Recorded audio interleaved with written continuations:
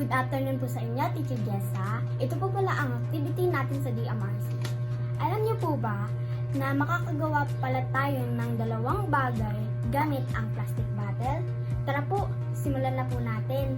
Materials needed: plastic bottle, cutter, scissors, colored paper,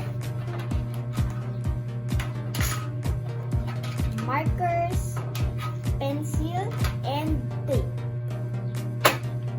and paint, and sponge.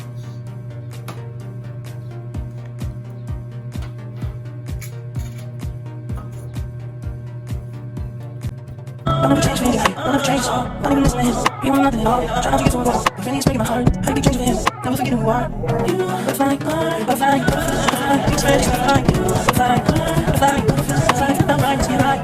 You were never quite getting better, so shy. I'm so singing a song. It's like, show me that side. It's too late to be a bit yourself.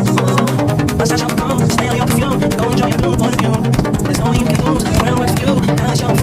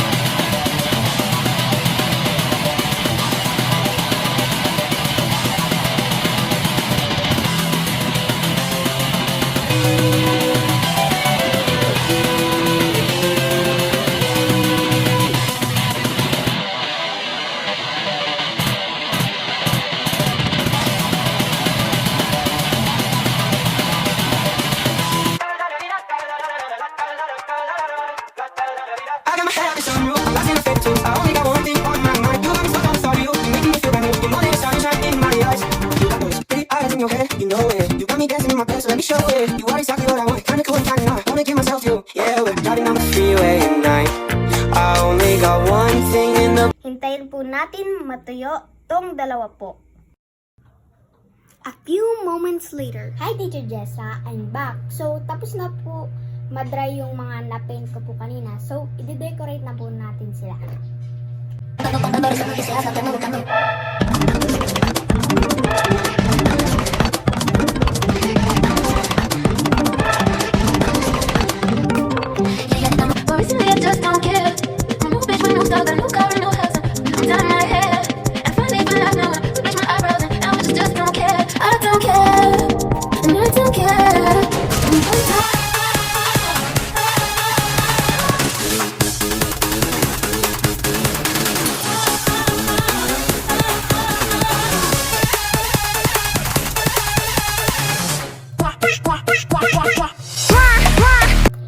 Teacher Jessa, tapos na po ako. Ito pong isa ay sa flower base. Ito naman po ay imbudo.